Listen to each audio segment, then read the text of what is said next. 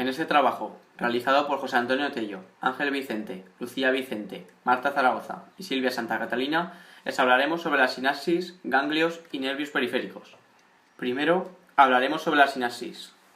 Como todos sabemos, una sinapsis es la unión entre una neurona presináptica y otra postsináptica. En ella va a existir una transmisión unidireccional del impulso nervioso y otra bidireccional de mensajeros químicos. Las podremos clasificar por tres criterios. El primero será según la localización de la neurona presináptica y la postsináptica, tras lo cual podemos distinguir tres tipos principales de sinapsis: una axosomática, otra axodendrítica y otra axoaxónica, de las cuales destacaría la segunda. Otra forma de clasificarla sería según la transmisión del impulso nervioso, tras lo cual distinguimos entre sinapsis química y otra eléctrica, tal como veremos después. Y por último, según el efecto de la membrana postsináptica, por lo cual distinguimos sinapsis excitadora y sinapsis inhibidora. La sinapsis química es aquella en la que intervienen neurotransmisores. Aquí distinguimos cuatro etapas. La primera sería la de síntesis de los neurotransmisores. Tenemos dos tipos de neurotransmisores, o bien los que entendemos como tal, o los neuropéptidos. Como sea, ambos se van a almacenar en forma de vesículas en la membrana presináptica. Estas vesículas se van a anclar a esta membrana presináptica por medio de unas proteínas que conocemos como sinapsinas. La segunda etapa sería la liberación de los neurotransmisores. Lo que va a ocurrir en este proceso es que va a venir un impulso nervioso, va a abrir unos canales de calcio dependientes de voltaje, entrará el calcio, se unirá a la calmodulina, activará unas quinasas y estas quinasas finalmente van a fosforilar las sinapsinas que anclan a estas vesículas para que se puedan fusionar con la membrana presináptica y liberar estos neurotransmisores. Esta parte daría lugar a la tercera etapa, en la que van a interaccionar con los receptores del neurotransmisor, dando o bien una respuesta ionotrópica, en la que intervienen iones, u otra metabotrópica, en la que intervienen mensajeros y proteínas G. Podríamos añadir una cuarta etapa, que sería la inactivación del neurotransmisor. Hay poco que añadir, más que se pueden activar por tres procesos. Uno sería el enzimático, como la acetilcolina, otro sería la recaptación por la membrana presináptica y el último sería la recaptación por la glía. Observamos las estructuras características de una sinapsis. Lo que debemos tener en cuenta a la hora de localizar una sinapsis es, en la neurona presináptica, la presencia de vesículas y de un color también oscuro se observa la membrana presináptica. Después, la hendidura sináptica con una densidad postsináptica que la veremos con un menor aumento de la imagen como una línea muy oscura, y en la neurona postsináptica un punteado que se corresponde con los neurotúbulos. Otras cosas que podemos tener en cuenta es que la anchura de la hendidura sináptica es muy pequeña, todo con el objetivo de que la transmisión del impulso nervioso sea lo más rápida posible.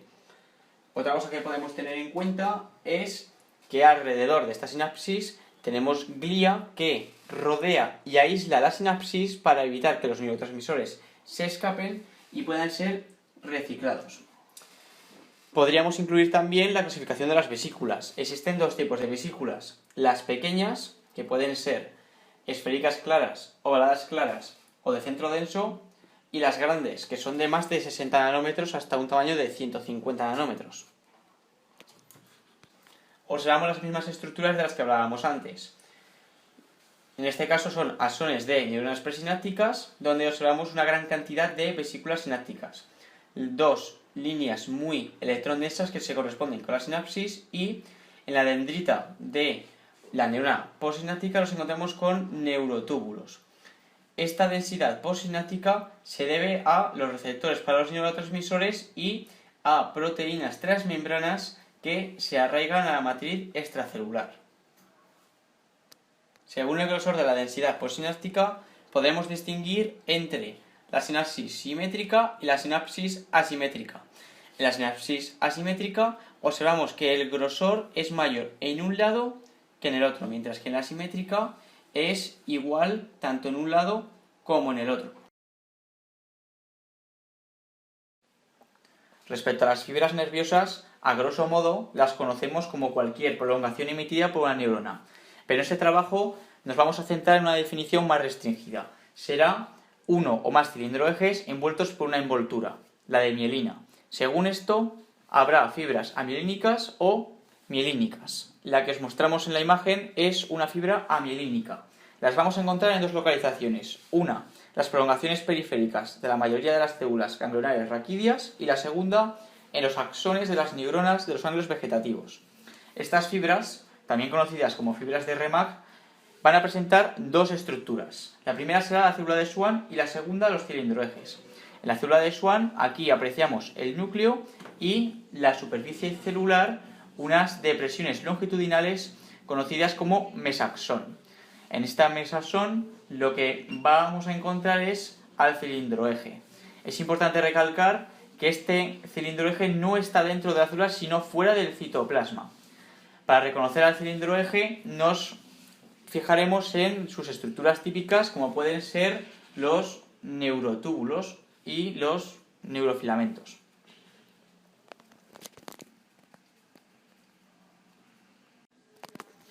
Ahora en esta imagen nos mostramos una fibra nerviosa mielínica.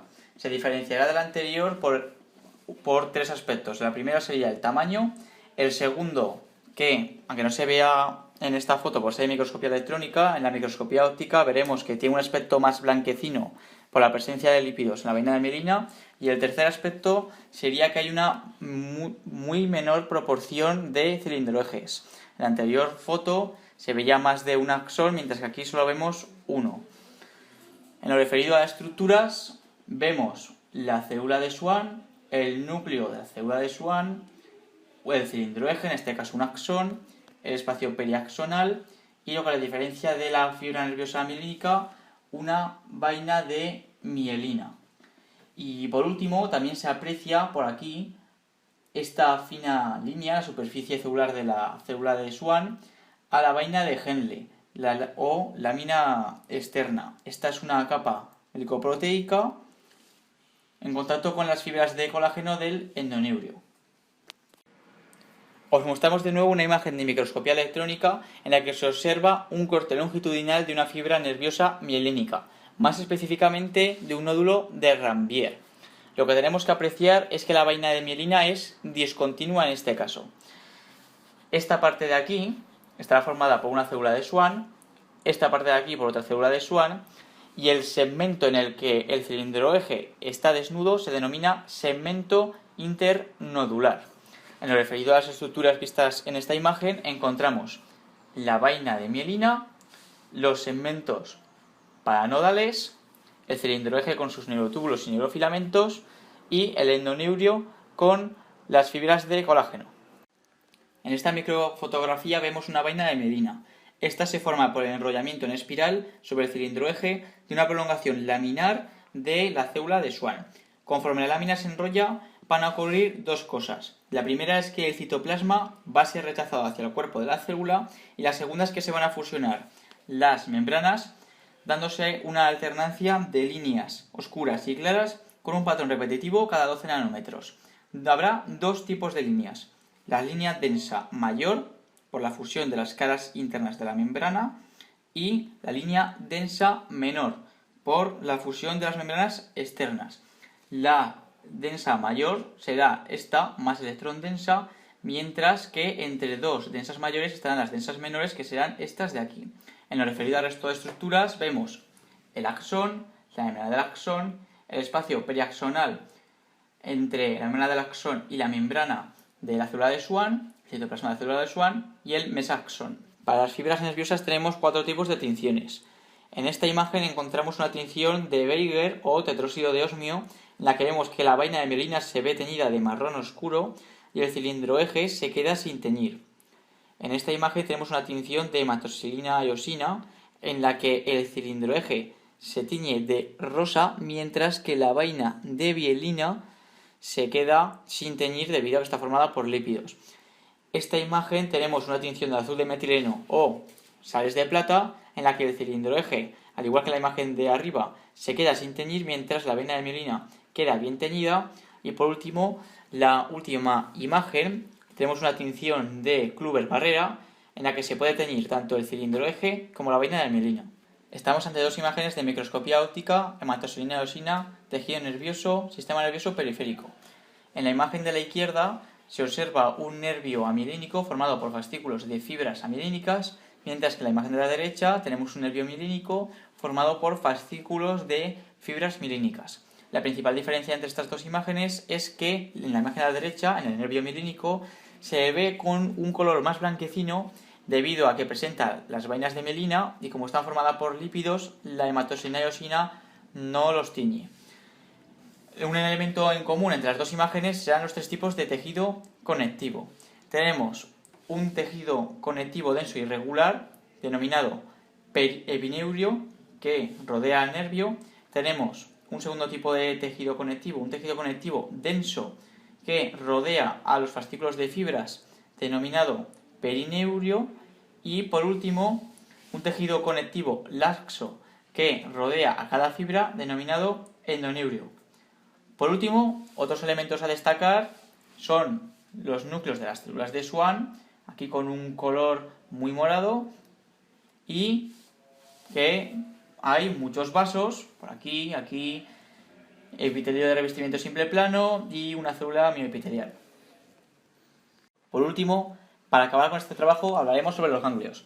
Estamos ante una imagen de microscopía óptica, hematoxilina eosina, tejido nervioso, sistema nervioso periférico, ganglios raquídeos. Los ganglios raquídeos están conformados por dos componentes principales. El primero de ellos serían las neuronas. Las neuronas son todas estas células de gran tamaño que apreciamos en la imagen, que presentan un núcleo bien marcado con un nucleolo prominente, y el segundo componente del ganglio raquídeo serían las células satélite.